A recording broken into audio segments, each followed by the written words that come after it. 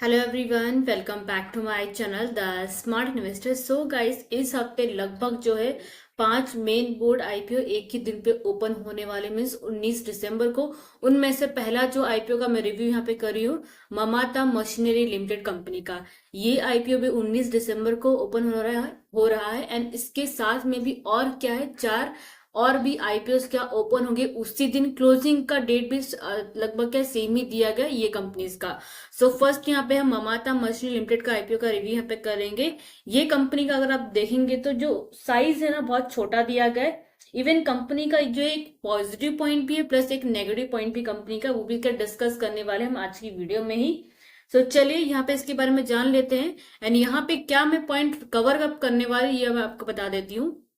Company का profile आपको बताऊंगी, कंपनी के IPO details, IPO timeline, IPO lot size, IPO में रिजर्वेशन कितने रखे गए, रिटेल कोटा के लिए, बिगिनर चलाए एंड द स्मॉल एचएनआई के लिए, जीएमपी करंटली कितना चल रहा है, प्रीवियस ईयर परफॉर्मेंस कंपनी कैसे क्या रहे हैं एंड प्रॉफिट पर लॉट आपको कितना हो सकता है ये आईपीओ में अप्लाई करने से, ये भी क्या डिस्कस करने वाले हम आज की वीडियो में। ओके, सो इफ अगर आप मेरे चैनल पे नए हैं तो प्लीज मेरे चैनल को सब्सक्राइब कर दीजिएगा, साथ में hit the bell icon.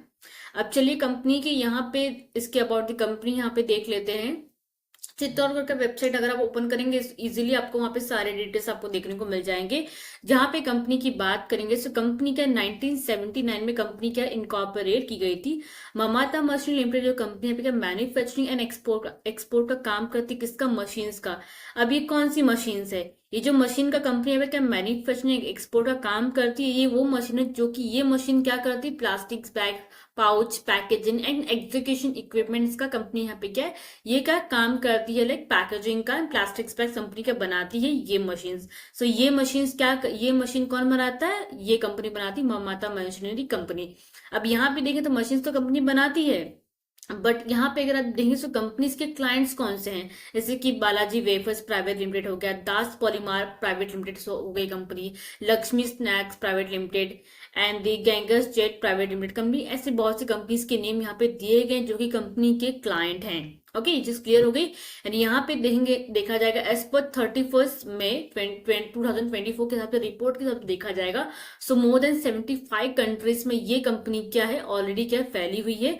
And यहाँ पे कंपनी का इंटरनेशनल कंपनीज से, लाइक इनका एक बोल सकते हैं ऑफिसेस भी कंपनीज के हैं। इंटरनेशनल ऑफिसेस कहाँ पे, ब्रेडन में, फ्लोरिडा में एंड मॉन्ट गुर्मनी में कंपनी का एग्जैक्टली क्या यहाँ पे दिया गया है।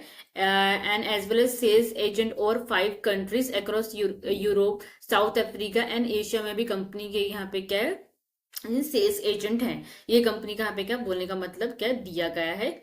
एंड यहाँ पे अगर आप देखेंगे सो कंपनी के पास ऑलमोस्ट यहाँ पे 87 स्किल्ड एम्प्लॉयज हैं, जो कि एक एक्सपर्ट हैं यहाँ पे, जो भी एम्प्लॉयज इनके, लाइक इलेक्ट्रॉनिक्स में, मशीन्स में, सॉफ्टवेयर एंड डिजाइन में। अगर आप ममाता मैन्युफैक्चरिंग कंपनी के वेबसाइट पे जाएंगे ना, सो आप एग्जैक्टली यहाँ पे देख सकते हैं कंपनी क्या पैक, जो मशीन्स कंपनी के, जो कंपनी का जो कंपनी यहाँ पे जो मशीन्स बनाती है ना, वो मशीन्स जो है इसके एग्जैक्टली क्या कैसे क्या पैकेजिंग्स करते हैं। सो वो यहाँ पे क्या एग्जैक्टली डिटेल्स में दिया गया, लाइक पैकेजिंग का हो गया या फिर वेफर्स का ही पैकेजिंग का हो गया। सो उसके रिलेटेड ये कंपनी यहाँ पे क्या मशीन्स बनाती, जो कि आपको क्लियर कट इसके वेबसाइट पे आपको देखने को मिल जाएगा। ये चीज क्लियर हो गई। अब चलिए वापस से इसके वेबसाइट पे यहाँ पे जाते हैं। कंपनी के कुछ यहाँ पे कॉम्पिटेटिव स्ट्रेंथ्स यहाँ पे क्या एग्जैक्टली क्या दिए गए, जो कि आप यहाँ पे देख सकते हो।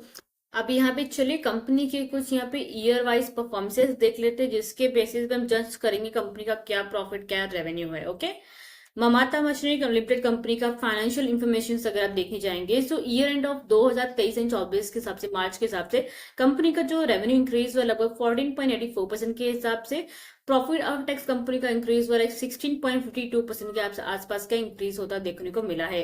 2022 का अगर आप देखेंगे, 2023 में कंपनी का जो असेट हमको इंक्रीज होता देखने को मिला, जो कि नंबर्स क्या क्रोस में दिए गए। सो क्रोस में यहाँ पे देख लेते 2000 लाइक 216.33 करोड़ का कंपनी का यहाँ पे एसेट था 2022 में। 23 में अगर 228.47 करोड़ के आसपास कंपनी का एसेट। एंड अभी करंटली लगभग क्या है, जून के रिजल्ट के हिसाब से देखा जाएगा तो लगभग 240.85 करोड़ के आसपास कंपनी का जो क्या है एसेट एग्जैक्टली करंटली यहाँ पे क्या दिया गया है।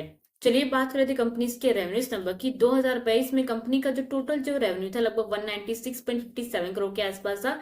23 में हो गया 210.30 करोड़ के आसपास, जो कि नंबर्स के साथ देखा जाए कंपनी का जो यहाँ पे बोल सकते ऑलमोस्ट जो रेवेन्यू है ना, हमको 7% के आसपास का इंक्रीज होता देखने को मिल रहा है 2024 में।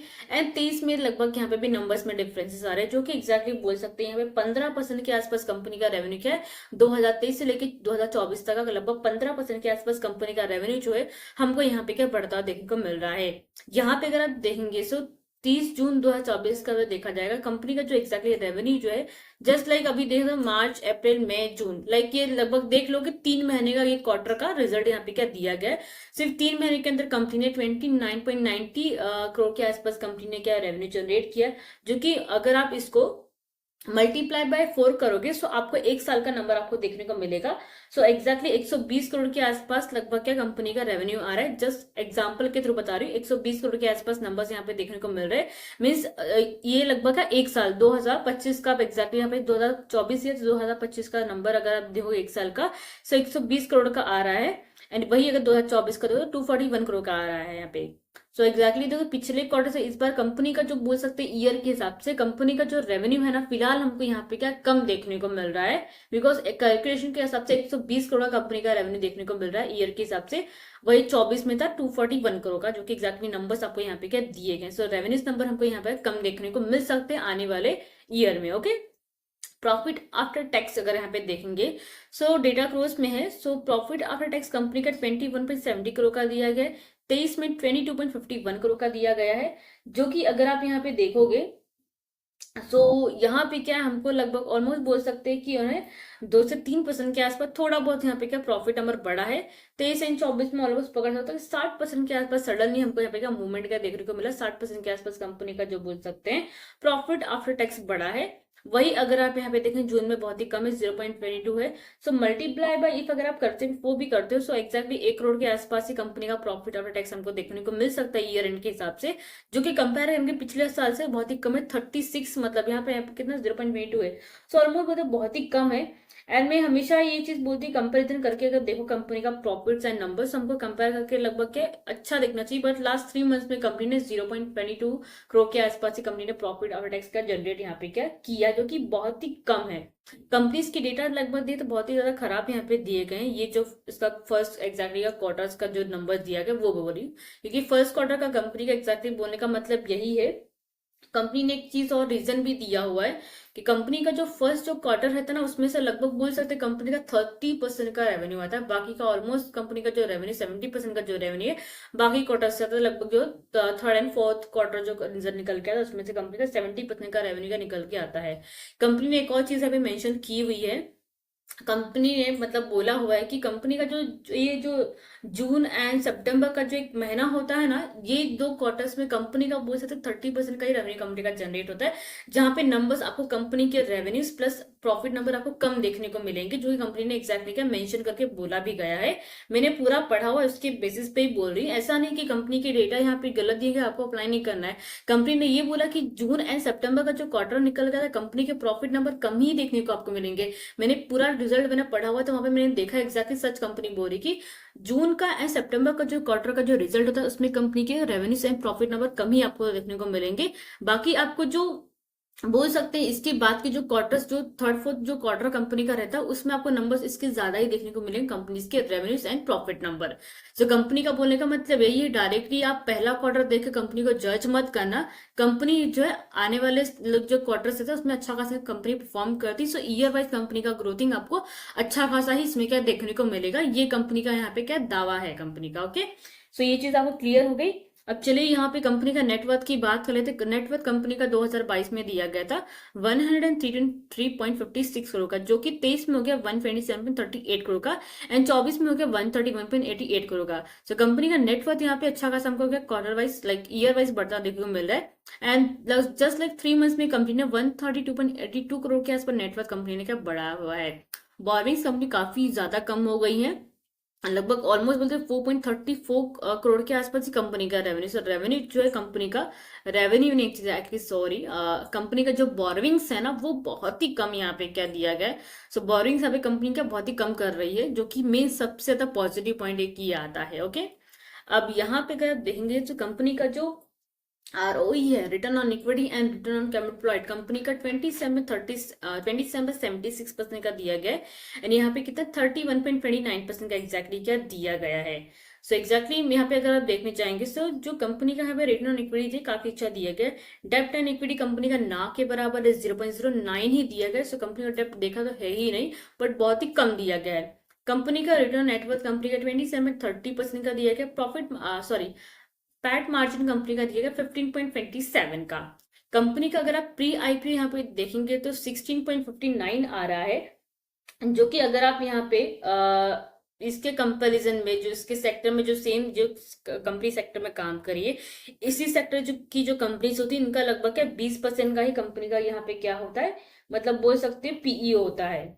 सो कंपनी यहाँ पे क्या बोल रही, कंपनी का अगर आप कैलकुलेशन के हिसाब से देखा जाएगा सो कंपनी का बोल सकते हैं जो कि पीई जो रहेगा, जो कंपनी का पीई है यहाँ पे कितना 16.59 है, जो कि Q1 के हिसाब से फाइनेंशियल ईयर 25 के हिसाब देखा जाएगा। सो Q1 के हिसाब से कंपनी का जो पी जो निकल के आता लगभग क्या 6942 का निकल के आता, जो कि अगर देखा तो ज्यादा ही है compare to like pre IPO देखा तो ज्यादा ही है। सो कंपनी का कैलकुलेशन के हिसाब से कितना कंपनी का पी आ रहा है 6942 का कंपनी का यहाँ पे क्या देखने को मिल रहा है फिलहाल।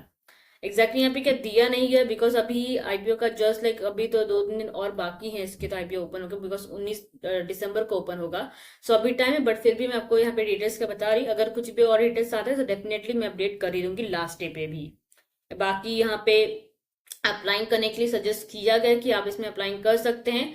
एंड यहाँ पे देखा जाएगा तो company will not receive any proceed from the offer proceed and all the offer proceed will be receive by the selling share holder post deductions of offer related expenses to the bond by the selling share holder.